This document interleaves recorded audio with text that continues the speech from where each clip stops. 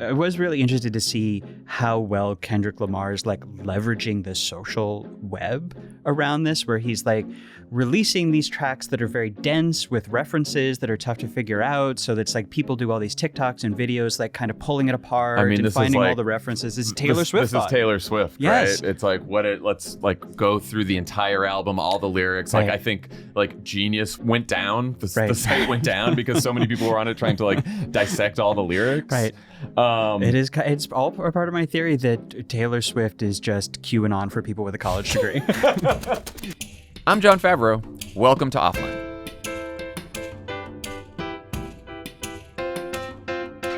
I'm Jon Favreau. I'm Max Fisher. Finally, we're reunited. I'm back. It's so happy. So glad to be back with you. It's been too long. It has. Did you get some time to unplug? I did. I did not end up leaving my phone at home as I promised. Coward. I'll be honest. When I said that on the show, I knew I was not going to do it. I wanted to do it. I thought I would like will myself into like people would pressure me into it, but no, I took my phone. But my screen time was down by 50%. So also, I feel good. After you said that on the show, I asked Julia about it, and she was like, "Well, I just found that out for the first time by listening to the show." It's not. Yeah, there was a little bit of trying to wish it into existence there. I do that often with the podcasts. Yeah, I've seen your screen time numbers. I know you do. It's pretty horrifying. Well, it's time to plug back in. We haven't had the chance to comb through the headlines in a while, so wanted to spend today catching up on a couple stories we missed. Some big ones. A new study that suggests banning phones in school leads to quite a few benefits for kids. People are making friends with AI. And you'll never believe what they're doing with those friends. And of course, the real reason you all listen to Offline to hear our take on the rap beef between Drake and Kendrick Lamar. I'm horrified for the listeners, on the listeners' behalf.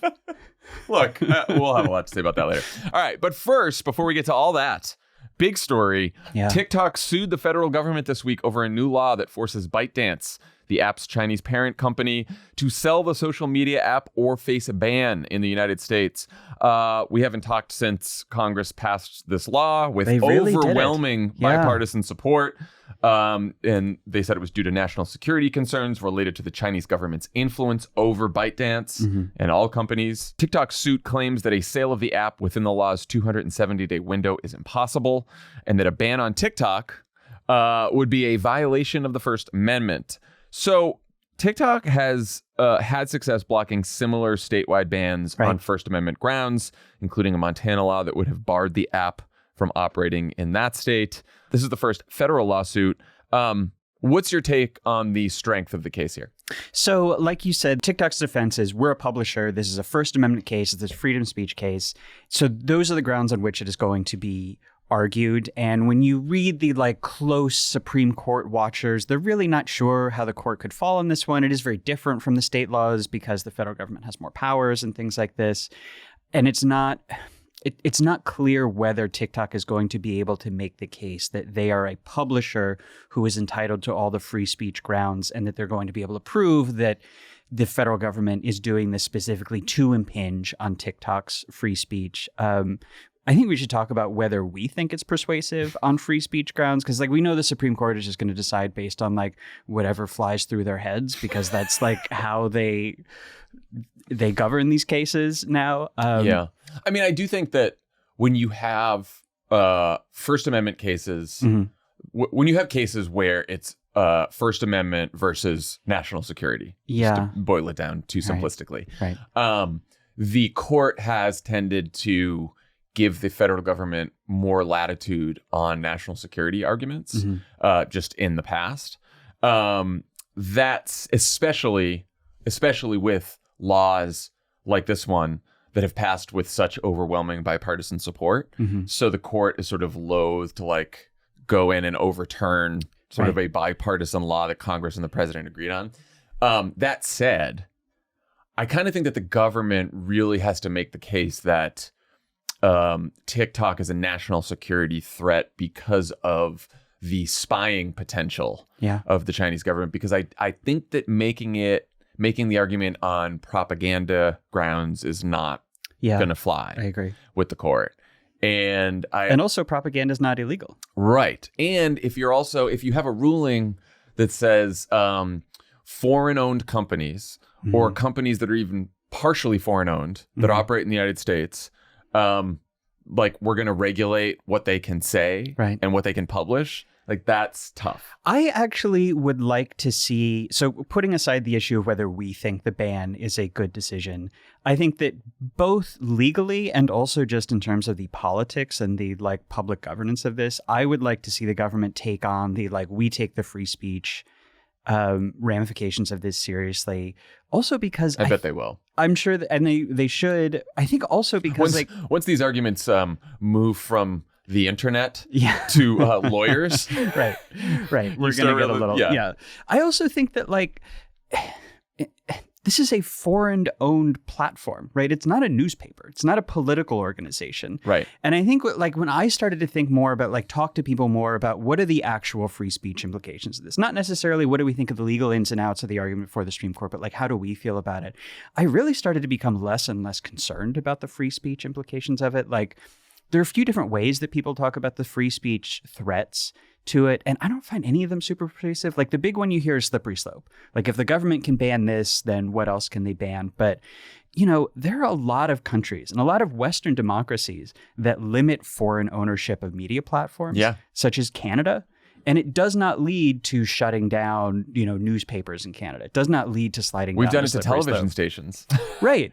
You know, like it's, and I think what makes the case even weaker for TikTok is it's not the argument is not necessarily that TikTok is just broadcasting CCP propaganda. Sure, yeah. It's that this algorithm is quite opaque, right? And that we don't know how much control the Chinese government has over the algorithm or what the algorithm is actually doing. This is why I kind of like. I still think the spying stuff is. I think that like we have heard reports from members of Congress coming out of these briefings about TikTok that are classified briefings that there have been concerns that perhaps they can track our keystrokes as we're using TikTok on our phone, and like if the whole like data privacy stuff is like whatever, you can get people's data from third-party apps and blah blah. We've talked about this. That's not as concerning. But if somehow TikTok is able to actually like monitor keystrokes as people are using their phones, that's like a whole nother level. Yeah, the thing that people who have studied the like technical aspects of TikTok and personal data have really emphasized to me is that there's no evidence that TikTok is being used to manipulate Americans en masse or to collect our data. And I think that that's true. But at the same time, it would be very easy if they decided to do that. And it would be fully within the power of the Chinese government to order TikTok to do that. Now, does that rise to the level of preemptively banning the platform in national security grounds? I think as a like national security issue, it's tough to know, right? Like, I think there is a case that you would see it when it was happening. So maybe you just give yourself the power to ban it in case that happens. And then you do it then instead of banning it preemptively.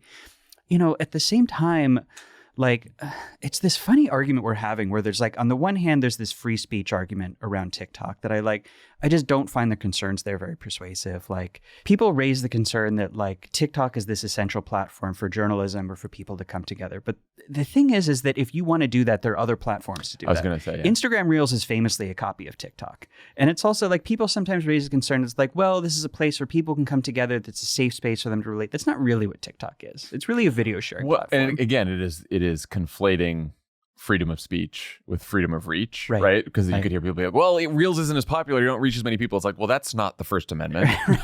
right. The First Amendment is like, I have the right to speak and have as many people hear it as I have the right to hear everyone hear it. The way that our legal system works is that everything's based on precedent. So we are treating TikTok as if it is a publisher or as if it is a foreign propaganda organization. And it's really none of these things. It's really a modern social media platform, which we have no regulatory framework around. And I think that's part of what's scrambling this conversation is that we're not able to talk squarely about what TikTok is, which is very different from a platform. It's very different from just a like government-controlled news agency. And we don't have a way to regulate or deal with these platforms that do, as a just matter of their day-to-day operation, manipulate these sentiments and political beliefs of hundreds of millions of people in the United States. Now, I don't believe that TikTok is doing it to further the aims of the Chinese Communist Party, at least not currently, but that is nonetheless what a social media platform is designed to do. We know it's incredibly harmful to its users. And I think that's how we've ended up in this weird, like, we're making national security arguments for banning it, and then we're talking about the free speech ramifications of it. Neither of those is really the main central thing, I think, about what like TikTok is doing to America or to Americans.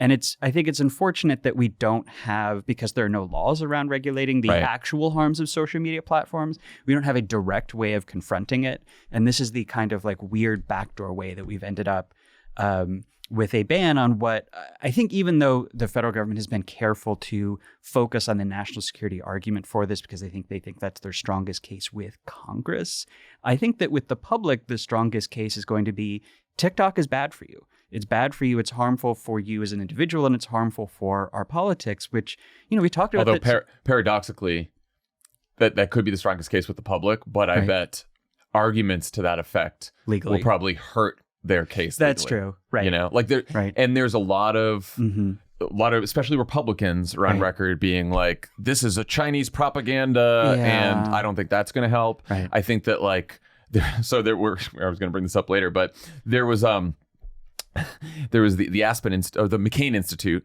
This was not helpful. Had a big confab, and Mitt Romney somehow was interviewing Secretary of State Tony Blinken. I don't know how that happened. Cool. I thought Tony would have some other things going on. Yeah. But anyway, at one point, Romney was like, "I can't believe Israel has had such bad PR around their war in Gaza. I wonder what could cause that." I'm not sure this is a PR issue primarily. Right, but then as he's asking Tony about that, he said, some wonder why there was such overwhelming support for us to shut down potentially TikTok or other entities of that nature. Yeah. I'll tell you. Oh, boy. First of all, not helping. That's not going to help the legal case at all. Second of all, that is not why. That may be why some Republicans. Sure. It may have been like one motivating factor. That is not why that you got overwhelming bipartisan support in support of the president of the United States to shut down TikTok. Yeah. It's just not about the war. It's not about the war in Gaza. It's not, but the timing, the way this has worked out, the fact that it's landed in the middle of these campus protests, the fact that it has landed at a point where public opinion is turning so hard against U.S. involvement in the war at a moment when Biden is like kind of sticking with U.S. involvement in the war is like really, I think, sent the message to a lot of people that Joe Biden wants to take away your TikTok because it's educating too many people about the Israel-Palestine conflict. For sure. And that is absolutely what has gotten through. And I like, that's going to be a tough problem to solve as long as this administration is so set on this course with Israel and Gaza. Like, I think the best way to resolve that is not actually the messaging around TikTok, but is just to like use America's considerable leverage to end the war in Gaza might be the best way to separate out those issues. But as long as it is going to be focused on TikTok, like I think giving people a sense that like we see this as fundamentally different on free speech grounds because it is not a publishing platform as much as the social media companies, including TikTok and including Facebook and Twitter, have long argued like, no, we're just like a newspaper. We're a publishing platform entitled to the same rights. I don't think that's what they are. I don't think that's how they work. I don't think that's their role in our society. I would also say just one more point on the Gaza angle. Yeah. If you took TikTok away, or if we hadn't had TikTok, let's say since October, I have no doubt that there's probably some information people are finding about Gaza on TikTok that is either wrong or it's hyperbole or whatever. Sure. I would not be surprised if when you polled it, people whose primary source of information is TikTok are more against the war than others. But again, if you took TikTok all away, I still think public opinion about the war and information about the war would be close to what it is currently, because it is not just TikTok that people are finding out information about this war, right? Like they're finding it from a whole bunch of other sources. I mean, I just like, there was just a poll this morning of Israelis. Yes. On like, would you rather Bibi take the deal, the hostage deal? Would you prioritize getting the hostages back over invading Rafah? And huge margin in Israel. Yeah. Israelis would rather take the deal, would rather with him take the deal. Yeah, as far as I can tell, there are two people in the world who want Israel to invade Rafah, and they are Benjamin Netanyahu and actually it's just Benjamin Netanyahu. Yeah. Seems to be the only one like the craziest kooks in his war cabinet. Right. Yeah. Anyway, so let's talk about how this could go. The legislation says that they would have to divest by January of 2025. Right. Now there's January 19th, a very pointed, specific date. Exactly, yeah. Now there's a lawsuit. So the lawsuit could drag this out. They could, one of the courts could say, okay, we're not going to do the ban until we go through this. So the litigation could take a long, long time. Right. Another thing that could happen is they could decide, even though they're saying we will absolutely not sell, there could be some kind of an agreement before they actually go to court, where they do sell. Then the question is, who buys this thing? So TikTok is worth about $100 billion. But most of the financial press doesn't believe that the Chinese government will let ByteDance sell it with the algorithm, which would then make it worth a lot less, but also less useful. Yeah. Right. What do you think about the possibility of a sale? So TikTok's position is that it is simply not possible or feasible for them to sell the platform in the United States, and that Congress knows that, and that this is therefore just effectively a ban. And I kind of think they're right about that. I kind of think that there's very little reason to think that the Chinese government would allow a sale, both because they don't want the technology and the algorithm in foreign hands, but also just because they don't want to abet this process in any way. It's in the Chinese government interest to have this go poorly, basically because they don't want to encourage the U.S. to ban other Chinese companies. So they don't want to try to facilitate a sale, have this go through well, because they're really focused on Chinese EV makers coming into the U.S. right now, which is a really big trade battle over. So I think that I think this is a ban. Yeah, I've talked to someone who knows a lot of people who have seriously looked at buying it, because the other thing to understand is... Wait, you know people who are considering buying TikTok? Not directly, but... What kind of social circles are you running in, man? Well, because here's what happens. It's not... We say it's Chinese owned. I was at a party this weekend talking to a guy. He said, I might buy TikTok. I was like, yeah, that's cool. I'm going to go for a little hike tomorrow. There are a lot of people, there are a lot of U.S. interests that own large shares of ByteDance right now. Really? Yeah, it's not completely Chinese owned. I didn't know that. Yeah, I didn't realize that. There are people who are 20% here, 30% here, like wealthy U.S. global interests. Right. That's cool. So people are looking at it, but also no one thinks they'll be able to get it with the algorithm. Sure. And then everyone's and then when you can't get it with the algorithm, people are like, oh no. Right. But also, if the Chinese government is not willing to sell it with the algorithm, it also might tell you something about the algorithm. Oh, sure. For all the everyone, it's an incredibly powerful. I mean, just to use the Facebook algorithm just as a way to talk about the scale of the technology. It was I think it was 6 or 7 years ago, Facebook hired all of the biggest names in artificial intelligence. I mean, not just programmers, but people in universities, theorists, and who are all working on the Facebook algorithm. And the TikTok algorithm is superior. And if you talk to people who study these, it's the amount of, or the algorithm's ability to turn American culture into just a set of ones and zeros that this app could completely understand. All the people who engineered it are in China. They're not even in America. Can I just ask something though? This has been confusing me. Why we've developed, we have nuclear weapons. We're on the cutting edge of artificial intelligence. We're gonna nuke ByteDance. No, we're the cutting edge.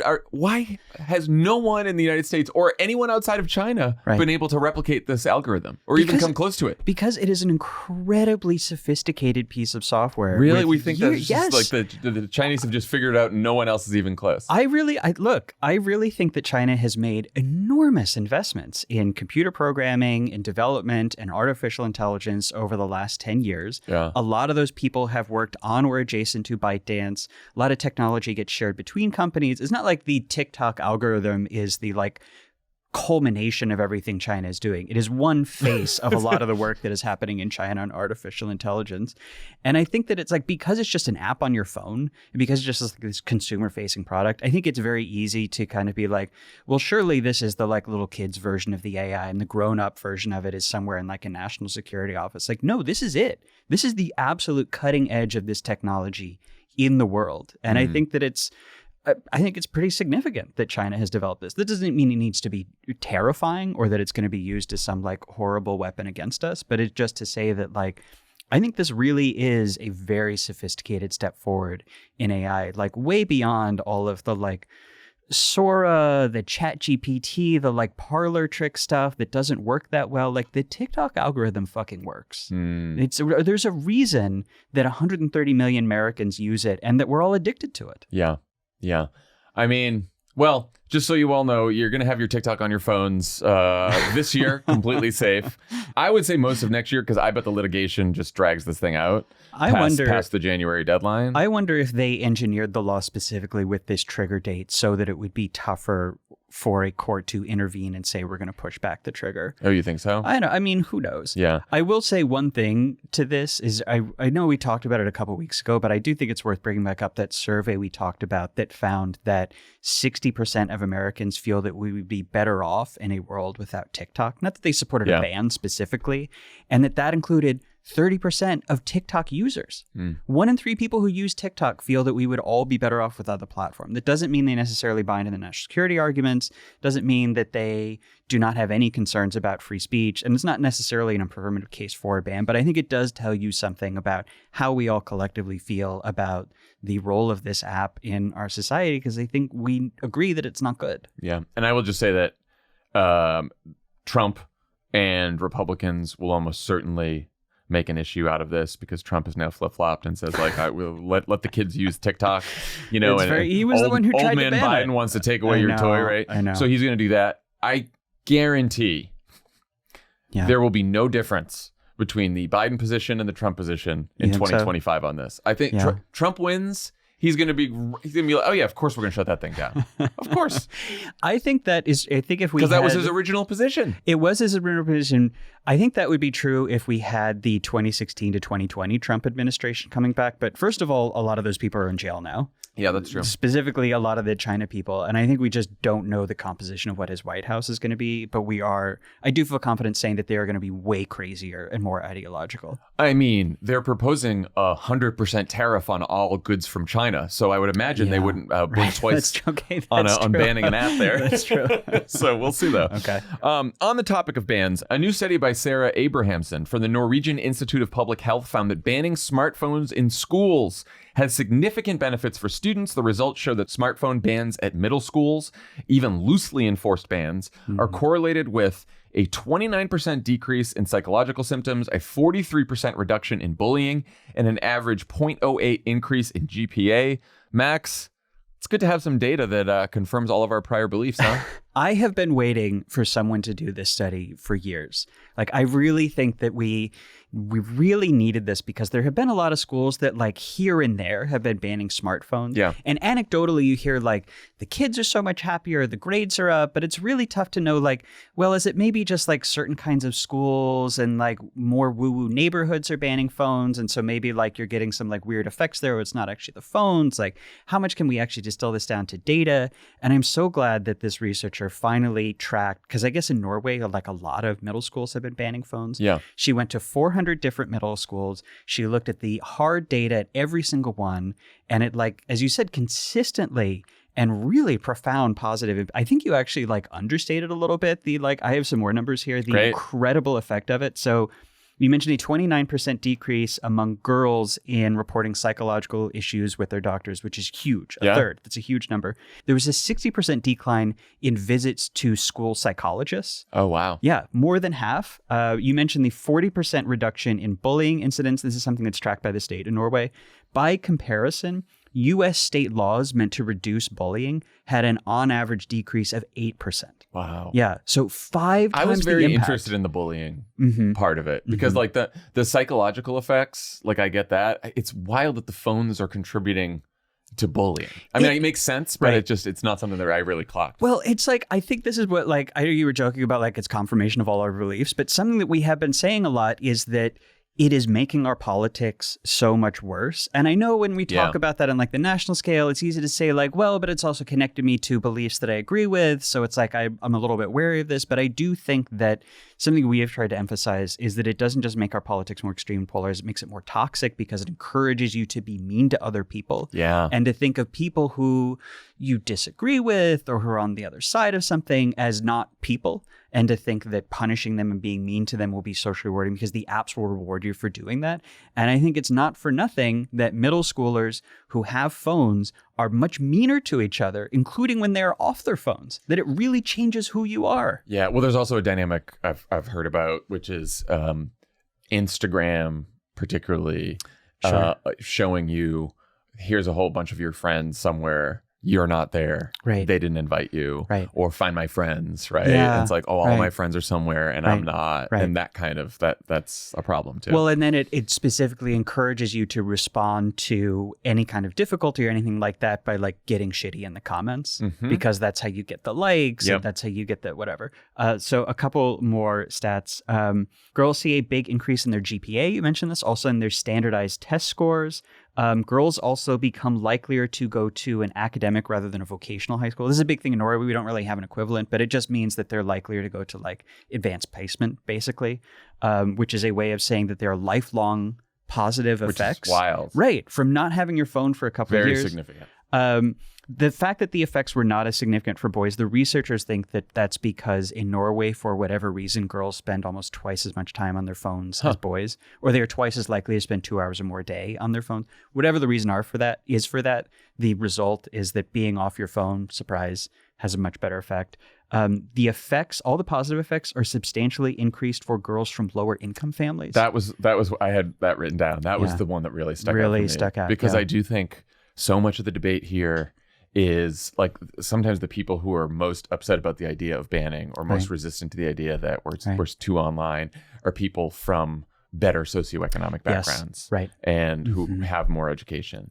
And I think, we went through this with the pandemic too, but I don't think we fully understand how much kids from lower socioeconomic backgrounds need in-person instruction, relationships, and how much even more damaging being online the whole time can be to kids from lower socioeconomic backgrounds. And there's already a much higher level of vulnerability for kids who are in come from lower income families. Yeah, I was really struck by that. And I think it's an important point you made, that the discourse around this, because it's on social apps, is dominated by people who have email jobs like us. So it is dominated by people who come from higher income backgrounds, which is not representative. Also, all the positive effects were increased when the bans were stricter. And if you had more years under the ban, the effects were much more significant. And this is just like an initial study, because this is something that just happened now. I would bet any amount of money that in 5 years we're going to be talking about, if we're still here, which I hope we are, if Donald Trump hasn't banned podcasting, I think we're going to be talking about a study that found that, like, what do you know, kids that went through middle schools that banned smartphones are now have all of these better health effects long term, that have all of these better like academic effects long term. I think that this really matters, that these 3 or 4 years not being on your phone makes a huge difference. And like phones for sure, just wait till the studies about the kids who had to go through the pandemic with distance learning versus the cohort after them.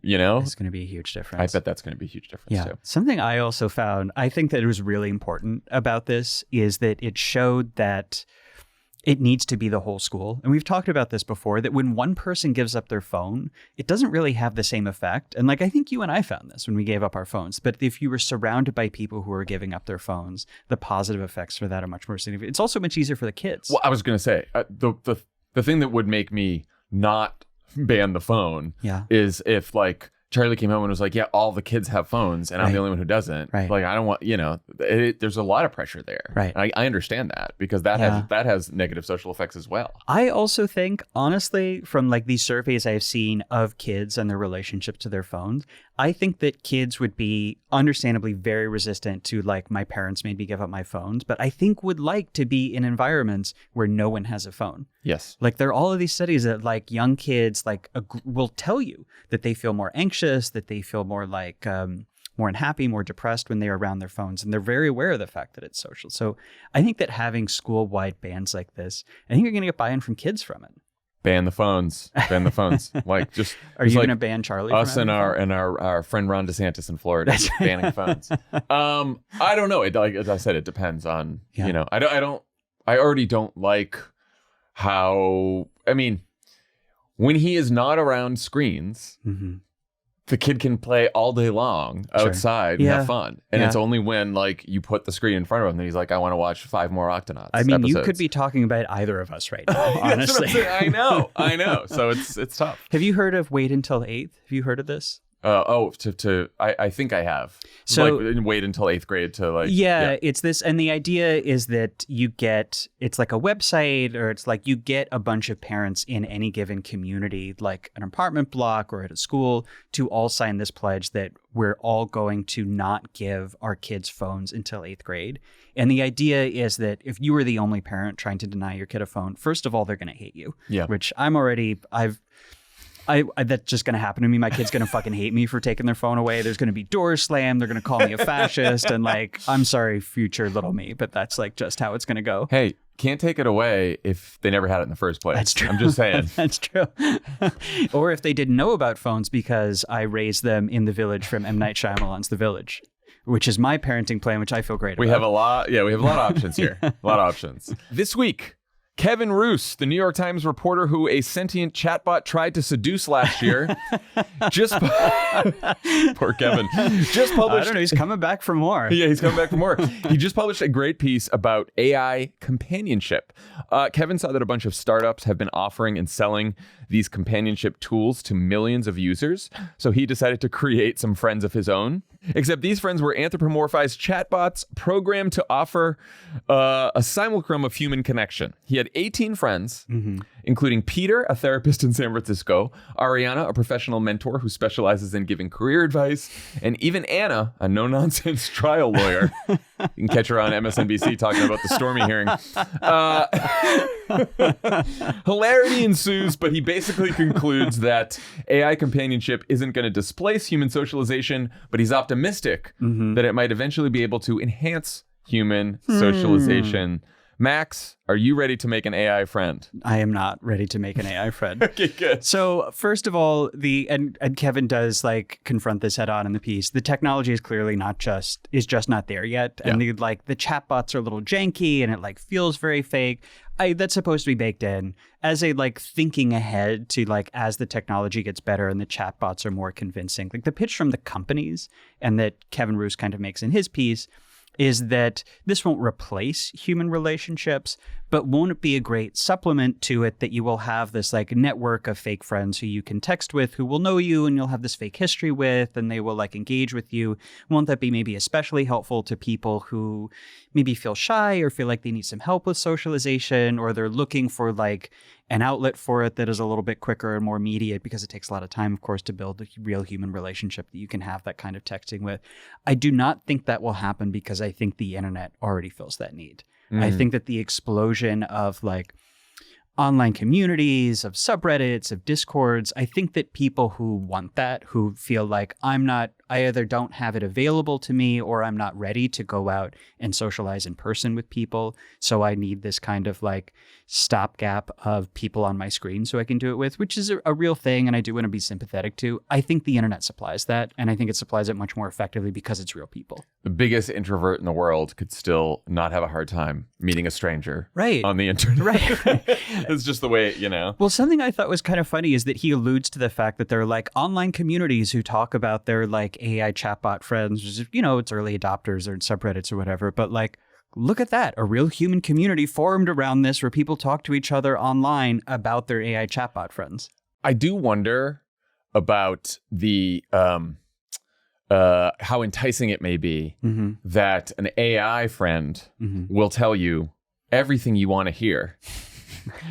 Right? Much like the news sources that we choose for ourselves and the algorithms that only feed us content based on what we like. Like I just saw, if you see the chat that Kevin has with some of the people, he sends a picture of himself and he's like, what do you think of this shirt that I bought? And they're all like, I think it looks, every single one was like, I think it looks amazing, Kevin. I think it would be great with some olive colored pants or whatever. And they all say the same thing.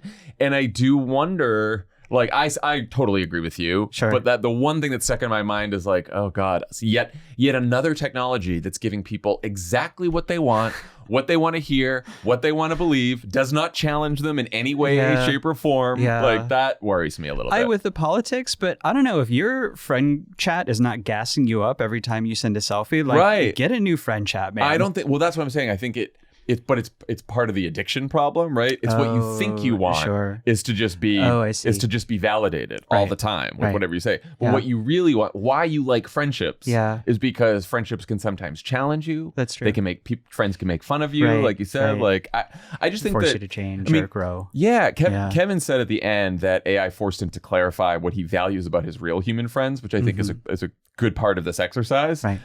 What do you think we get from friends that technology won't ever be able to replicate? I mean, I think that this is something that we are going to talk about when we do our movie club episode on Her. Great preview. Okay. We're going to, the offline movie club, we're doing Her, the movie Her. I can't wait. We're going to do Her with a special surprise guest. So please tune into that. If you have not been listening to that guest is an artificial intelligence chip. That's right. It is Scarlett Johansson. That's right. Ooh.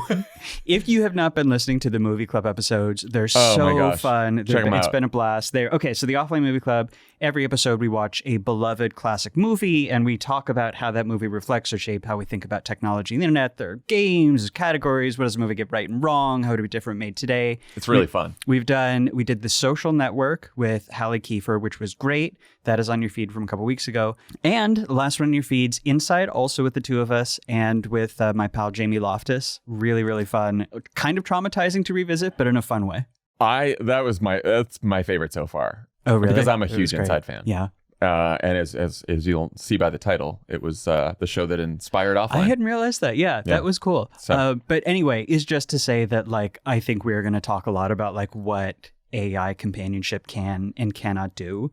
And I do think that you're right. I think that there is something about algorithms are always going to feed you what it thinks you want. It's only training off of existing data. It's only training off of your engagement. And the friendships that I really value, like, they're people who piss me off sometimes. I was just going to say. Sometimes they annoy me. Humans are messy. Right. And that's a good thing. I love that. That's what makes a relationship valuable. Right. You get in a little fight with them and then you kind of, you come back together or you have a disagreement or they're a little weird or, I'm the weird one sometimes and that's part of the fun. And it's like, that's what's great about it. Yeah. And I keep thinking that AI is going to, among other things, certainly amplify a lot of the problem and accelerate a lot of the problems that we saw in social media, which is like, and I think that real friendships, even friendships where they're primarily over text and you're not seeing I think that suffers from not like you don't see tone, body language, all that kind of stuff. Not as meaningful. Yeah, not as meaningful. And I also think like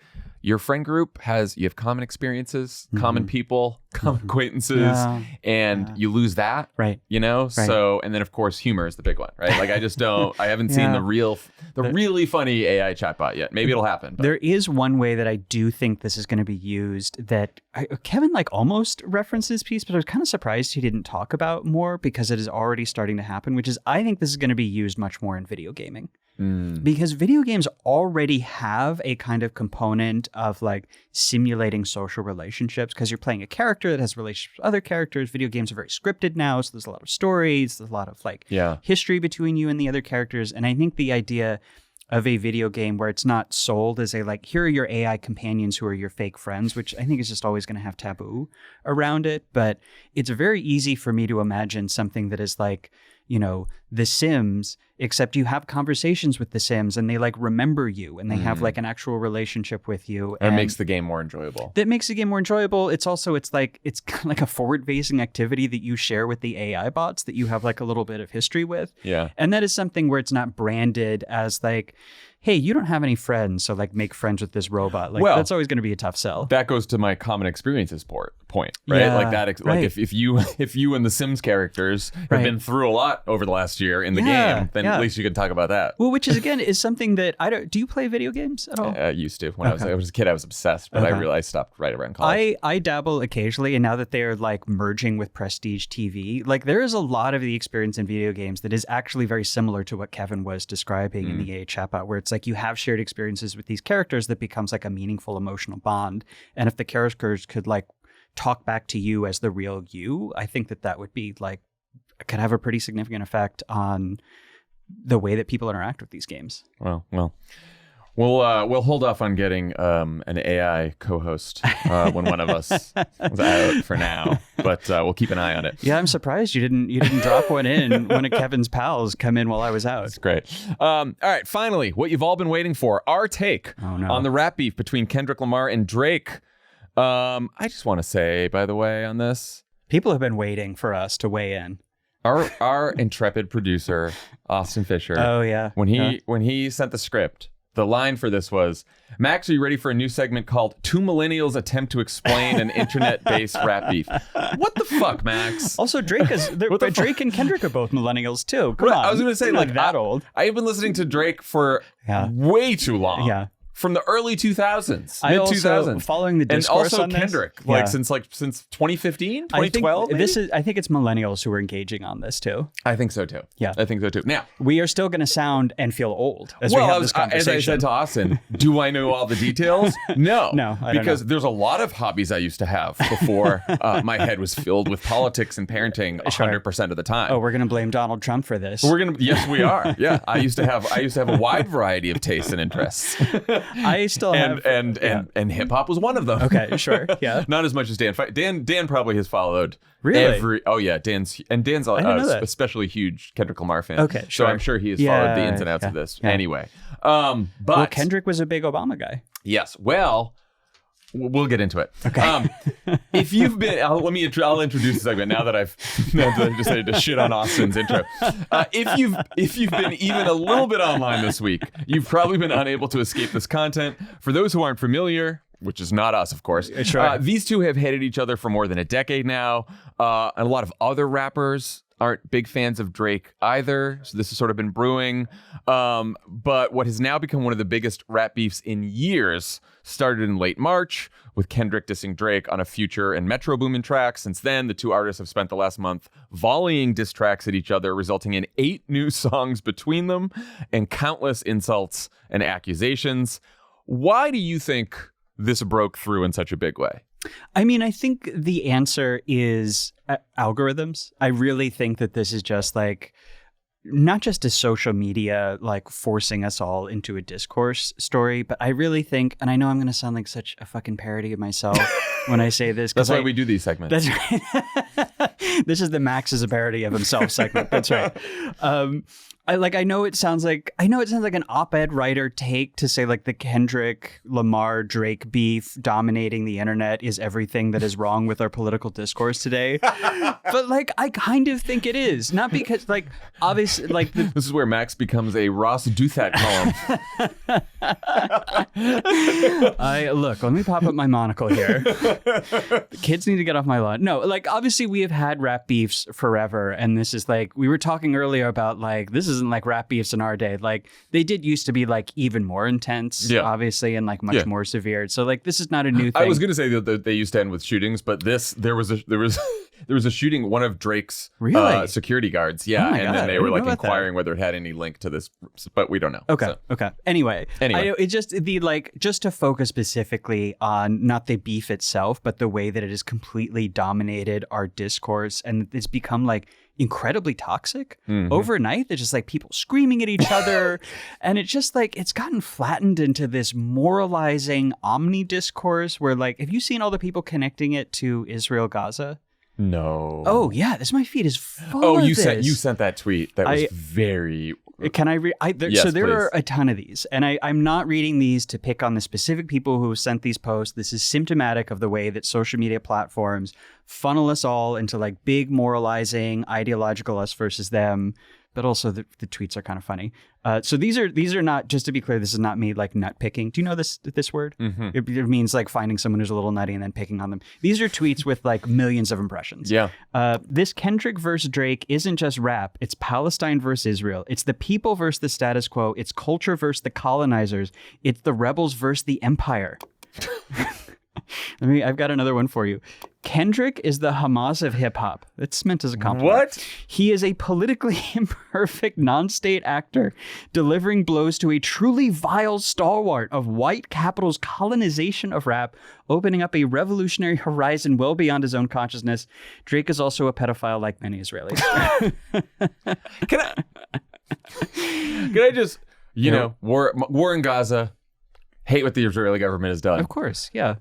Calling Hamas a politically imperfect non-state actor is so fucking wild. I know. Well, so I think this is to like I get not to get off on a tangent, but that is just so nuts. I think the point that I'm trying to make here is that something that we have seen with like anytime there's a discourse on social media, if it's anything, if it's cultural, if it's news, if it's light, if it's heavy, if it's fucking Bean Dad, it immediately becomes this like sort into your sides, this 10 out of 10. You see a lot of posts that are like, you better take a side and you better stay there because this is the great moral battle of our time. Like which side in the rap battle you take sides with. And like, we can't just fucking have fun and enjoy the like fun rap beef. Well, and both of them have been sorted into sort of like categories we've become familiar with, which is like, you know, Kendrick is like the more populist hero, because, you know, and Drake, who's been like much more like commercially popish over the last several decades, like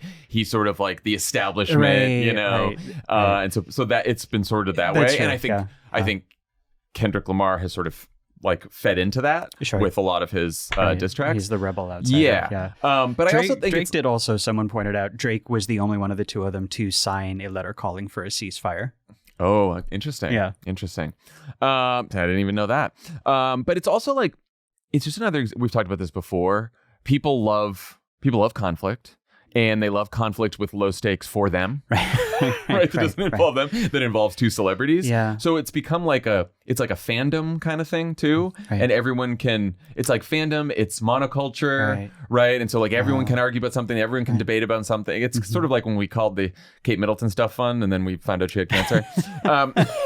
I never made fun of her. I took that seriously from the beginning. That was all you. And I was saying, whoa, John, I don't know about this. She might have legitimate health issues. Let's be respectful. But you don't respect the royal family. I don't know what to say. But it's interesting. It's one of those, like when it goes from people who are like very into rap beefs and hip hop talking about it to like escape velocity and to like the monoculture. Then you just see it everywhere. And then it's like everyone else is bored and they want a thing to all be talking about. Like, I don't know if you saw the Biden campaign made a video. Oh no! Yeah, no, they waited with Biden and Kamala, like based on one of the diss tracks. No, they didn't. It was like a video of them from before, so it's not like it's not like Biden read for this or Kamala Harris. Please don't tell me they were being. I don't know what's worse. They were positioning themselves as Drake or as Kendrick Lamar. It was incredibly cringy. It was incredibly cringy. It was basically they were Kendrick Lamar and they were like talking about Trump as if he was Drake. Well, I'm sure that persuaded a lot of Kendrick Lamar fans. Someone though found, I should say, back in 2016, there was an interview with Obama that someone did, and they said who would win a rap battle between Drake and Kendrick Lamar. I saw that, and Obama with Kendrick. He was a big Kendrick fan. He was a big Kendrick fan and prescient because Kendrick is certainly winning this. He is winning. I was really, I was really interested to see how well Kendrick Lamar is like leveraging the social web around this, where he's like releasing these tracks that are very dense with references that are tough to figure out. So that's like people do all these TikToks and videos, like kind of pulling it apart and finding all the references. This is Taylor Swift. This is Taylor Swift, yes. Right? It's like let's like go through the entire album, all the lyrics. Like I think like Genius was it went down. The site went down because so many people were on it trying to like dissect all the lyrics. Right. It's all part of my theory that Taylor Swift is just QAnon for people with a college degree. She's been brought into this too. Is she really? Well, Kendrick Lamar was on I think a remix of Bad Blood, which is Taylor's, and then Drake in one of the diss tracks hit Kendrick for working with Taylor Swift. Really? And then I think Jack Antonoff produced one of the Kendrick diss tracks as well, who's like obviously Taylor's collaborator as well. Anyway, it's like a whole.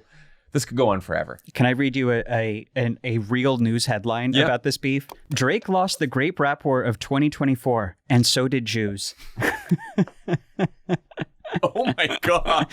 I don't know what that's in reference to, but I was like, okay, maybe we're all taking this a little bit too seriously. Maybe it's just a rap beef. I'm sure if you're in it, it feels very real, but for the rest of it, this can just be a fun thing that you watch on your feeds. I hope Trump weighs in.